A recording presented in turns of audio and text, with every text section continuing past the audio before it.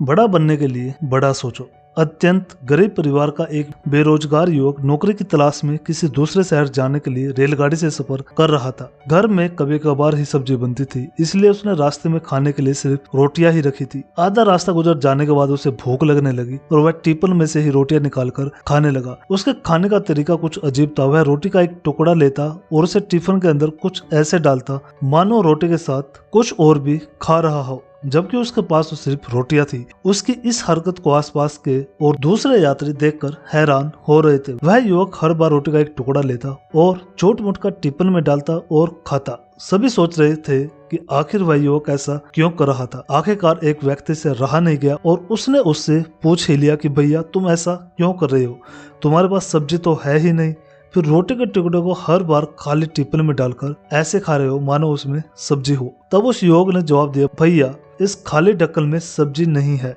लेकिन मैं अपने मन में यह सोचकर खा रहा हूँ कि इसमें बहुत सारा अचार है, मैं अचार के साथ रोटी खा रहा हूँ।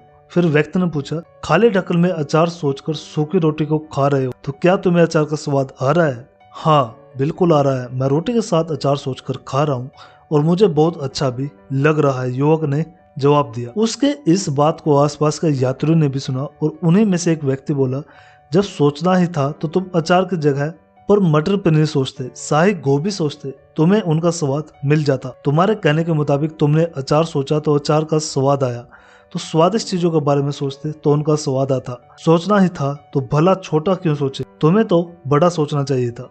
मित्रों, इस कहानी में हमें यह शिक्षा मिलती है कि जैसा सोचोगे वैसा पाओगे। छोटी सोच होगी तो छोटा मिलेगा, बड़ी सोच होगी तो बड़ा मिलेगा। इसलिए जीवन में हमेशा बड़ा सोचो, बड़े सपने देखो तो हमेशा बड़ा ही पाओगे। छोटी सोच में भी उतनी ही ऊर्जा और समय खपत होगी जितनी बड़ी सोच में। इसलिए जब सोचना ही है तो हमेशा बड़ा ही सोचे। दोस्तों, अगर आपको ये कहानी अच्छी लगी तो हमारे चैनल को जो सब्सक्राइब करें, और अगर आपको इस वीडियो से कुछ सीखने को मिला तो प्लीज कमेंट में अपनी राय जरूर दें।